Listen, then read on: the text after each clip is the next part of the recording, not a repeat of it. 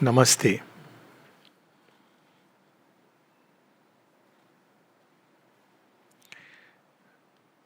This is a prayer of May 10th, 1914. And before we start, always we'll see this is something very beautiful, like a main refrain in her writings.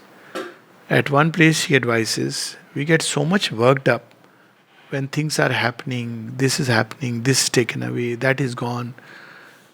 Mother says, step back from this whirl of things and see what is really truly worth having. And then she says it is divine peace, divine light, divine joy, divine love. Yes, we want it to be expressed in the world. That's the next step. But at least when we look at life, there is a nice line in the Gita, nice word, which took me some time to understand. Actually, it was somebody's name. One of the word is Aniket, without a house. So, if you read stories of ancient sages, there was one rishi who is regarded as Aniket. But you know what he used to do? He used to carry those days. That now we have now those travel vans. You like houses. It's like a bus, and you live in it, and you can travel to any city. It's a very nice concept. Huh? I know people who have done it for years. So they go, they live for a few days, and they go to another place. I know actually a couple who did this for years. In America, of course. Here you can't do such crazy things. Huh? After some days, some police wala will come with a stick and say, where are you? Kahan hai? Kya hai? Paisa do. So, but also because populated, no? So they did it. Devotees of Mother and Sri Aurobindo. But that's not what Aniket means. Aniket is to dwell in the Lord, where you don't take that this is my dwelling. That is my dwelling. Because you are living in the Lord. So wherever you go is your dwelling. So if you are living in a dwelling, and supposing you are on rent, and the person asks you rent, don't say that this is not your dwelling, my dwelling, this is the Lord's dwelling. But inwardly, it is a beautiful attitude to live in. That this is not mine, I am living always in the Lord. And when you live like that, then He arranges things in a beautiful way. So, what is it really worth having? Always. That she is revealing to us. May 10th, 1914. It is thy sweet joy, O Lord, that fills my heart. This after she has come. She has met Sri Aurobindo. And she is staying here. It is thy sweet joy, O Lord, that fills my heart. It is thy silent peace that reigns over my mind. Things which are worth having. All is repose, force, concentration, light, and serenity. And all that is without limits and without any division. So, normally we get few moments of these things, but we can have access to infinity of peace, infinity of serenity. What it means is that any time, limitlessly, in utmost abundance, it is available to everyone. It's really so true. So why don't human beings have it? People often say, Bhagwan, thoda shanti de do. Why? Because they've never really tried for it. Even when they are asking for shanti, it is with great ashanti. It's like you are caught up in that whirlpool. I want some peace. That's not how peace comes. Peace loves the ways of peace. So you have to just, maybe even on the battlefield, peace. Invoke peace and then fight the battle. You'll fight much better because you'll have a good concentration. Fight everything. Light, peace, every day. See, that's why these practices are there to open the door. Once the door is open, then there is no problem. First, it doesn't open. You call peace. After some time, people have a tendency to give up. But if you persist, sometimes you will feel a little trickle. few drops of peace, nectar. Then this trickle changes into rain. Then the Niagara opens. Then the problem is you are so much at peace that nothing you can initiate in terms of work. This is also an experience. When you are drowned in the peace of the Lord, it can be so overwhelming that you just can't speak to anyone because it's so much deeply surrounding everything. If one goes through this phase, it becomes almost difficult even to engage in action. That's how people when Sri Aurobindo was in Alipur jail, he was so much in that infinity of the Lord that sometimes, of course, he has written Prison Life, and people don't know that, people had to make an effort to bring him out.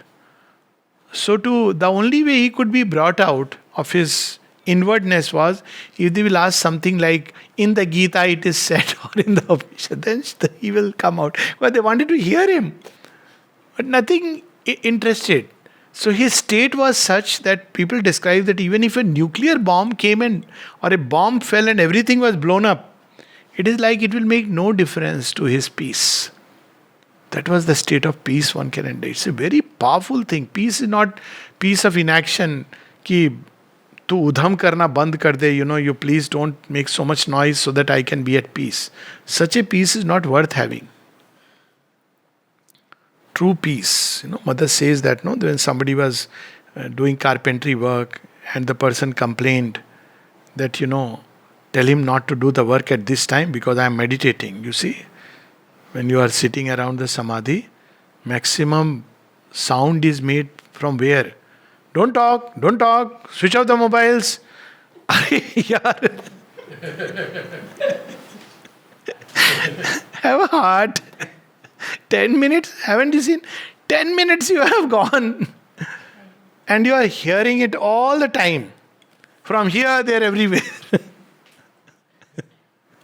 Because the mind is not at peace. When the mind is at peace, then nothing will matter. People have to learn to. So when this was asked to the mother says, no, you tell him to continue the work. He doesn't know how to meditate. This is not to say one should talk or do anything like that. It is simply to say that, we have to deepen our concentration into peace in this way. Every place has its own, it is understood. But it is something we have to bathe in, get drenched in. This peace is very powerful. When it comes cascading down, everything loses interest. Food, everything that you are normally interested in. It's a very powerful experience. Mother and Sri Aurobindo have described this. Sri Aurobindo was one of the first experience of this peace.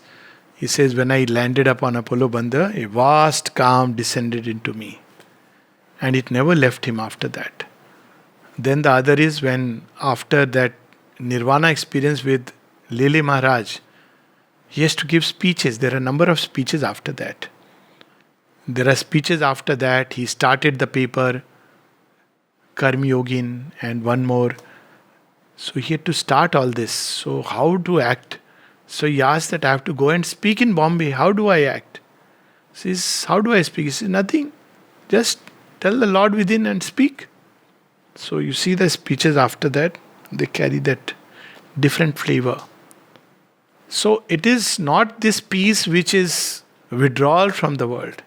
It is the peace which is everywhere in the world. At one place she gives a very interesting, and that's why, spaces of nature. Why do people go to different places of, nature where you don't see human beings? So if you go there, nothing, this peace is everywhere. But one of the simplest ways, watching the stars at night, the sky. See, after a time you enter into the silence. Or any activity. You see, people are talking at home. You are into a group. Animated discussion is going on. Don't take part in that animated discussion. Just stay quiet. After some time, you will enter into a silence which is even behind there. Even behind noise. Silence is the basis of all creation. But if we get engaged in the surface consciousness, then we will lose it. But if you just stay quiet, you will see that after, don't take interest in what is going on. Then after some time, that animated discussion will become sounds, noises. And then after some time, these noises will go into the background and you will develop that deeper peace which will be there.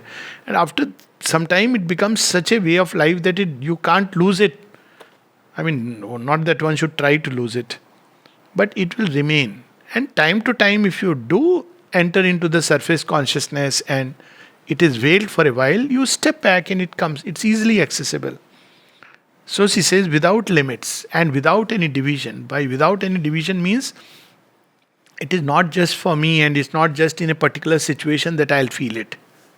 It is something that one carries everywhere because it is everywhere. Is it only the earth or the whole world that lives in me? I know not. But it is thou, O Lord, who dwellest in this consciousness and givest life to it. It is thou who seest, thou who knowest, thou who doest. So to live always in the consciousness that the divine is the sole reality. Even later on she says that when she is at the physical level, she says, what is the solution to all the confusions and everything? Just see that there is only one reality, it is the divine. Everything else is an appearance, distorted, more or less. Don't get into that. There's only one reality, the divine, and he is playing, he is manifesting himself. We are one little projection, wave of that manifestation. This is the Dvait realization, no? Visishtadvait realization. Then you experience that this is one wave manifesting, but the ocean is there, this wave returns. There are countless waves through which the one divine is expressing himself. It is thou alone whom I see everywhere. How beautiful it will be. And then she goes to the next level. See, you have the Alipur jail experience, no? Where Sri Aurobindo saw Sri Krishna everywhere. And we have nice talks on this. Uttarpada speech and seeing the divine, such a big thing, wonderful thing. It's the highest state, Vasudevam Sarvamiti. See how the mother very unassumingly describes this. But going one step further. What is it that she is saying? It is thou alone whom I see everywhere. First of all, she is no more defining him in any particular mode. But she goes further, or rather, there is no longer any I. All is one, and this oneness, it is thou. Have you ever heard this prayer or a seminar on this prayer like you have on Uttarpada speech? Uttarpada speech is marvelous, no doubt. But look at this. Look at the unassuming way she is describing an experience which is rarest of rare. Even only one Upanishad, if you go through the entire literature of, Indian literature, you will see one experience where the Rishi of the Ish Upanishad says, Atme Bhud Vijanata. He who sees the one as, all things as the one self. And the mother describes it so simply, so beautifully. Glory to thee, O Lord, Master of the world, thou shinest in everything. So, that's why Sri Aurobindo said she had already entered the supermind through the main door. And you will see these experiences earlier also with the mother. She sees the divine in everything, then she identifies with the divine in everything. She goes on to say that even in the atom, I find myself. What is this realizations? Literally, Atme Vabhud in the deepest sense. Atme Vabhud stops with the elements. But here she is going into the atoms. Sri Aurobindo's only one poem speaks of this experience, Electron, where he says the chariot of Shiva rides in that electron. Shiva rides in his fiery chariot. Everything is the divine, and she knows it by then. What is all this game about? So somebody will say, then what is this new manifestation? Everything is already divine. So the mother says, it is the Lord's play. It is from the lesser divine manifestation to the greater divine manifestation. That's all. This is a lesser divine manifestation. Those who are happy with it are fine. But then this lesser divine manifestation means all this that we are experiencing. From this, there is a greater divine manifestation. The Lord of tomorrow, the manifestation of tomorrow. So there are some who are not satisfied with this. They are not happy with thodi khushi, thoda gam. They want all the time, mere sanam. Anandam brahmeti. They are not happy with, why should there be little happiness, little sorrow? What kind of a compromise is this? There should be no suffering. This idea, there must be suffering, our karma, somebody has done this. This is the most absurd idea in God's creation, there should be sorrow and suffering. There should not be. It's a fact. But there should not be is the aspiration we should carry. So in this manifestation of which man is presently a part, there will be little suffering, little joy, and through this we will realize the divine. But in the new manifestation, what does he say? The Lord says, experience ran from point to point of joy. Freedom to greater freedom. Isn't that worth it? So that is the new manifestation. There is no ignorance. The mind of light is there. Right now there is some knowledge, ignorance, error, all this. So this is our present stage. This is also the divine play, but an inferior play. So it's like when you are ready, but you can't skip the stage. You can't say, okay, quickly take me to the next level. You know what happened, that story, 36 Chamber of Shaolin. Seen the movie? Amazing film. So here is a man who has, I'm not promoting this picture, but if you download it, please send it to me. Long back I had seen it. So, in this movie, there is a boy who has seen some kung fu people who have killed his intimate someone. And he is feeling very heartbroken. So he wants to take revenge. It starts with it. And he is told that this kind of an art and something greater which can beat all these fellows, you have to go to Shaolin temple. And there used to be these martial art like our Kalaripattu, and many of these were practiced by the monks. Ping pong, lathi, because they had to be strong with a robust vitality. The world was not always a favorable world. They knew the Shastra Vidya, Astra Vidya, all of them knew this. It was not like today's idea of monkhood, I'll wear a sannyasi cloth and sit like that. They were warriors. They could defend themselves and defend a whole ashram by occult powers and by real weaponry also. So this man goes to this place. So he is admitted and he says, okay, you want to learn? All right. So start from day one. So there are 36 chambers. So he says, okay, first chamber. First chamber is nothing, you just observe what is happening, nothing. Then you have to just pick up some load and go, 2 pools of water filled with water. And you should not fall. So all around there are logs floating in the water. And you have to go from one log to another and you should not fall in the water. So he gets bored. He says, what is this? I have come to learn Kung Fu. I don't have time. I want the highest. You want the highest, so you can't, you have to go through this. His mentor tells him, everybody has a mentor. So one day he says, what is this? Why can't I go? Some people say, no, divine should be available for everybody. Divine knowledge, everything. Supramental world, everybody should have it. Yes, true. He also believes. Democracy, communism, everybody should have everything. So why divine knowledge should be privilege of a few? Everybody should have it. So one day when everybody is sleeping, I'll go to the 36th chamber. What is there? I have to only climb a flight of stairs. So he quietly, stealthily goes. And when he goes to the 35th chamber, he sees that there is an old monk, bearded monk, who is reading some text, and all the old people are sitting there. So he thinks that, what are these people doing? I have to come here to learn. So he tells the old monk, hey, excuse me, I want to learn. So nothing. Nobody pays any heed to him. So he gets very irritated. So he goes near the old monk and says, excuse me. Then he lifts his eyes and simply does just a little punk. And he falls right down to the first level. He says, what was it? He can't believe that simply a bit of air released from his mouth had the power to smash him down. He says, yes, you can't get it just like that. So the human play is to reach the next level of the game. You can't bypass it.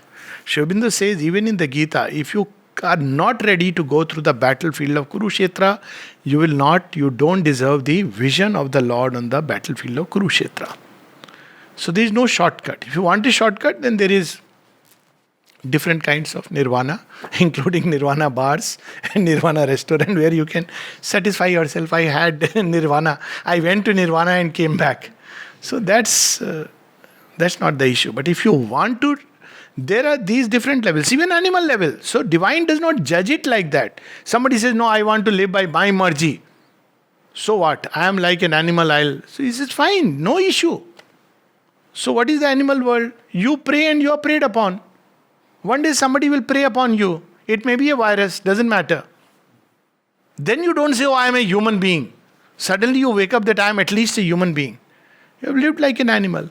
What happens to an asura? He collapses under his own ego. So for each level of manifestation, there is a law that operates. And according to that law, the divine appears. For the Rakshasa, the divine appears as Kali, whom he worships as the Rakshasi.